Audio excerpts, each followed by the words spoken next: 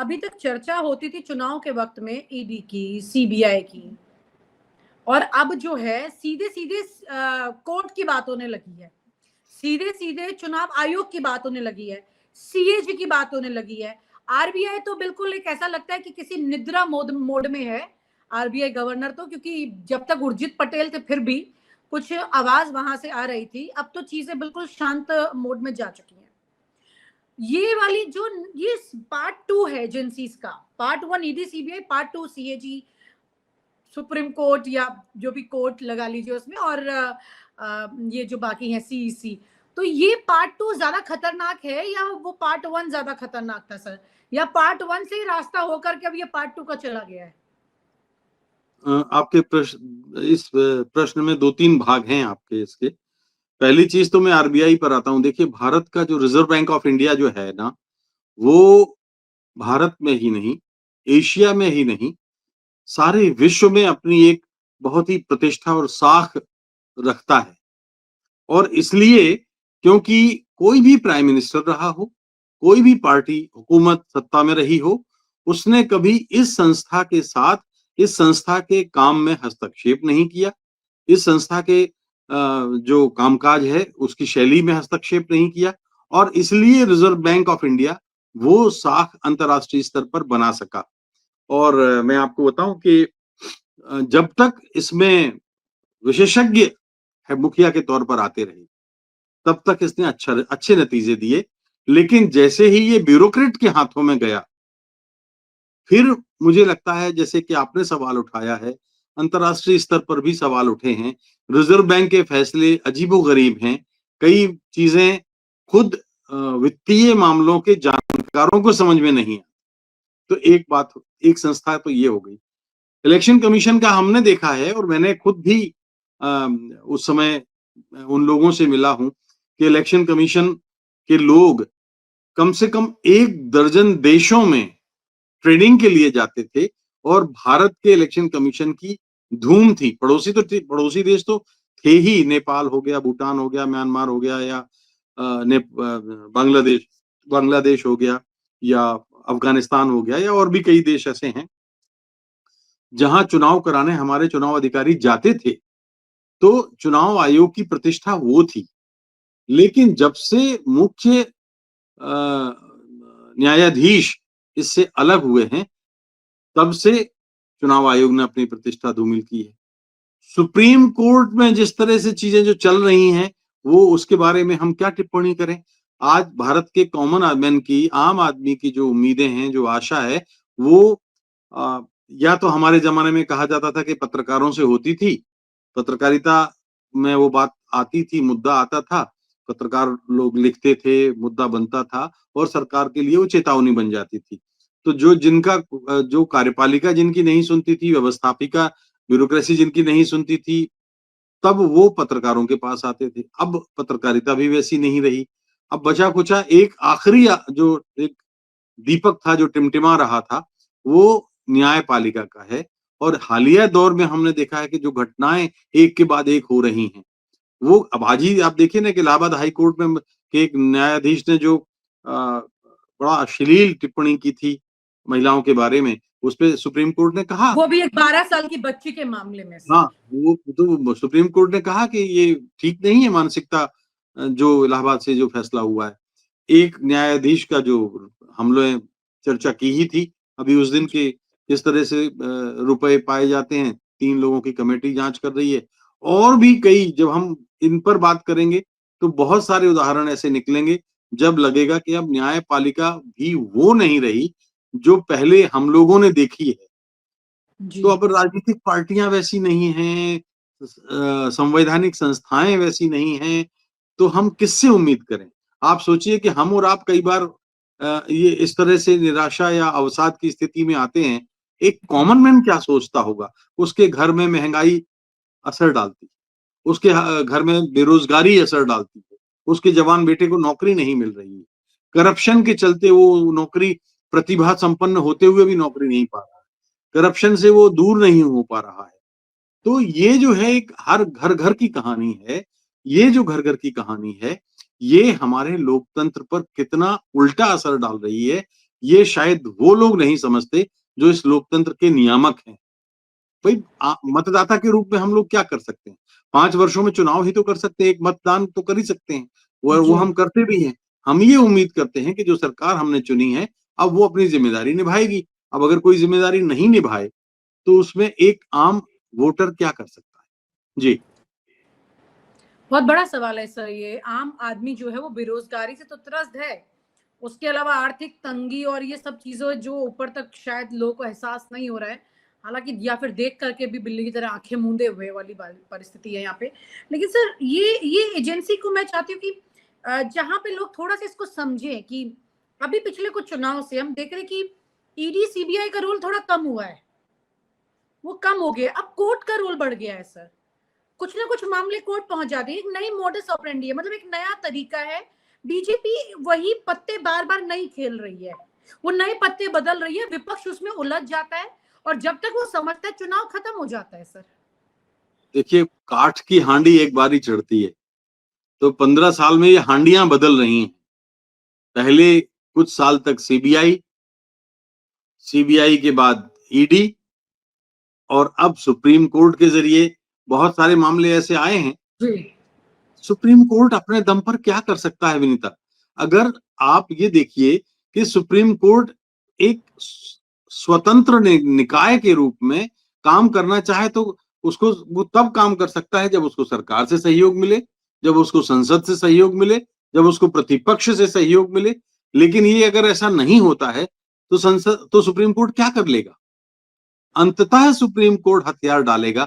हमने पड़ोसी देशों में देखा है, पाकिस्तान देख लीजिए ना आप। जी। पाकिस्तान इसका सबसे अच्छा नमूना है कि सरकार बदलती है और सुप्रीम कोर्ट कैसे व्यवहार करता है। तो ये जो चीजें हैं, ये मुझे लगता है कि हमारे लिए गंभीर एक आशंका और चेतावनी बनती जा रही है। जी, सर जी। एक बड़ा सवाल ये है कि जो बात आप कह रहे हैं, बड़ा सवाल ये है कि मध्यावधि चुनाव अगर हुए और फिर वो आए या इन 3 साल के बाद फिर 5 साल में वो आना चाहते हैं, एक बड़ी चर्चा का विषय ये तमाम एजेंसियां अगर ये कॉम्प्रोमाइज लेवल पर जा चुकी हैं कि ये सत्ता पर पूरी तरह से रेड कारपेट की तरफ बिछ चुकी हैं, झुकाव नहीं है फिर तो बिछ चुकी हैं, और अगर ये बिछ चुकी हैं तो इस लोकतंत्र का आधार क्या है सर आज फिर? आपने बहुत गंभीर मसले पर इशारा किया है। मैं बिकना शब्द तो इस्तेमाल नहीं करूँगा, लेकिन मैं ये निश्चित रूप से कहूँगा क्योंकि हमारे पास उदाहरण हैं, हमारे पास कई सारे एग्ज़ाम्पल ऐसे हैं कि भारत की जो संवैधानिक लोकतांत्रिक संस्थाएँ हैं, उनका पतन हुआ है, उनमें गिरावट आई है, उनको निष्पक्ष और निर्भीक तौर पर काम करने नहीं दिया जा रहा है, हमने देखा है। तो कितने उदाहरण मतलब हम लोग 10 वर्षों में हमने देखा है। तो जब ऐसा नहीं है, तो जो आपने कहा है निश्चित रूप से हम एक ऐसे लोकतंत्र की रचना कर रहे हैं जो जिसमें एक वापस एक फ्यूडल एलिमेंट्स फिर हावी हो रहे हैं। सामंतवाद एक नए किस्म का सामंतवाद है जो हमारे लोकतंत्र पर हावी है।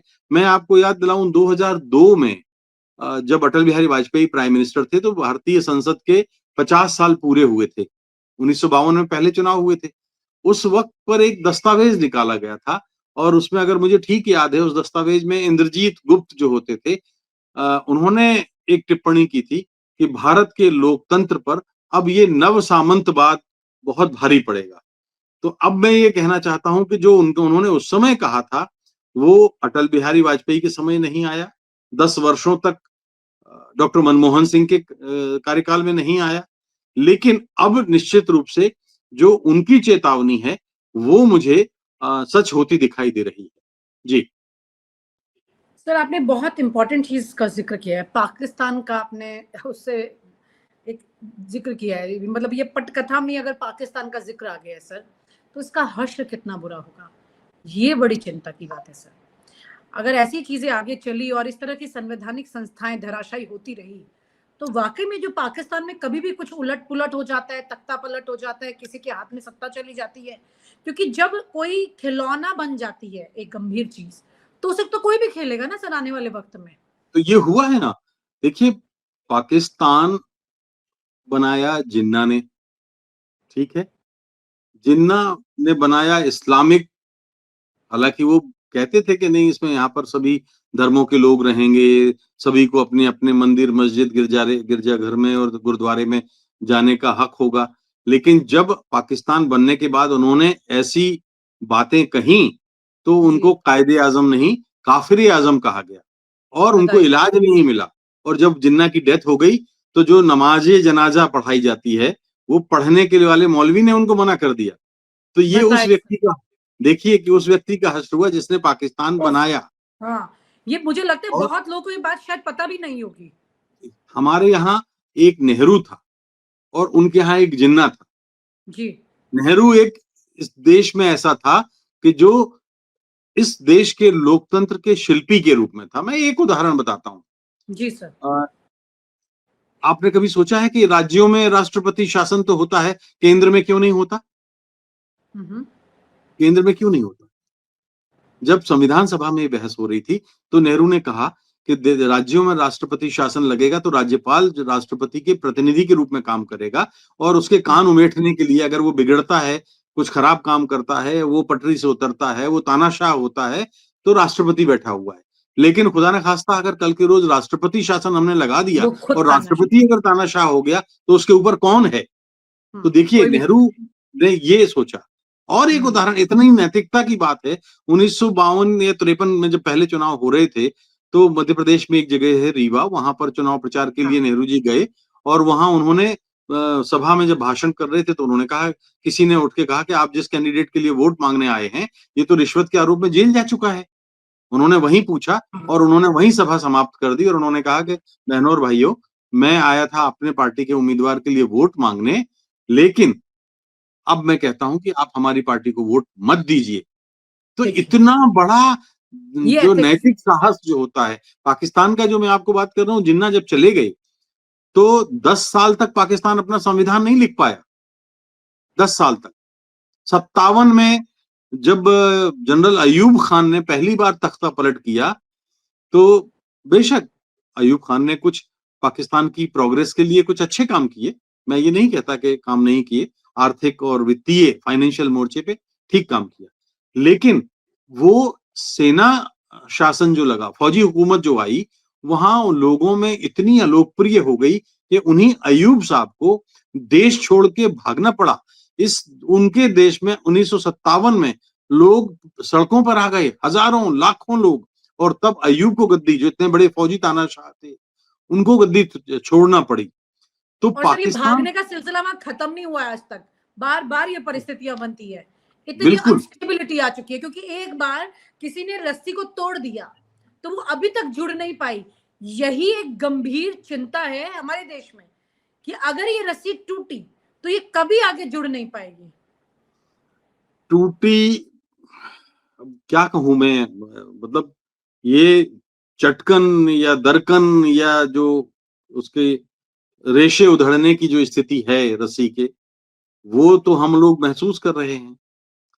और हम ये सोच सकते हैं और ये हम लोग यही काम कर सकते हैं कि जो इस देश का जो इंटेलेक्चुअल क्लास है, बुद्धिजीवी वर्ग है, वो कहीं ना कहीं इस जमहूरियत की चिंता करेगा। और चिंता करेगा तो केवल चिंता करके अपना माथा नहीं धुनेगा, वो व्यावहारिक उपाय भी निकालेगा। कैसे हमारे आम आवाम को उससे परिचित किया जाए, लोगों को बताया जाए, इस बात पर भी विचार करेगा। जी सर, चिंता की बात यही है कि किसी एक व्यक्ति का लगातार पद पे बने रहना जरूरी नहीं है, बल्कि उस पद पर सही व्यक्ति का बने रहना जरूरी है। हो सकता है कि बीजेपी में सिर्फ नरेंद्र मोदी नहीं, और भी कई ऐसे व्यक्ति हो सकते हैं। अगर मध्यावधि चुनाव होते हैं तो मैं उस वक्त में ऐसा कोई व्यक्ति निकल के आए जो रस्सी की मजबूती पर काम करे, ना कि उसके रेशे उधेड़ने पर। बहुत बहुत शुक्रिया sir, thank you so much for such a good discussion today sir, thank you sir. और आप हमसे जुड़े रहने के लिए सब्सक्राइब करें YouTube पर, फॉलो करें Twitter पर और लाइक करें Facebook पर। और ज्यादा जानकारी के लिए आपको टाइप करना होगा सिर्फ न्यूज़ नशा।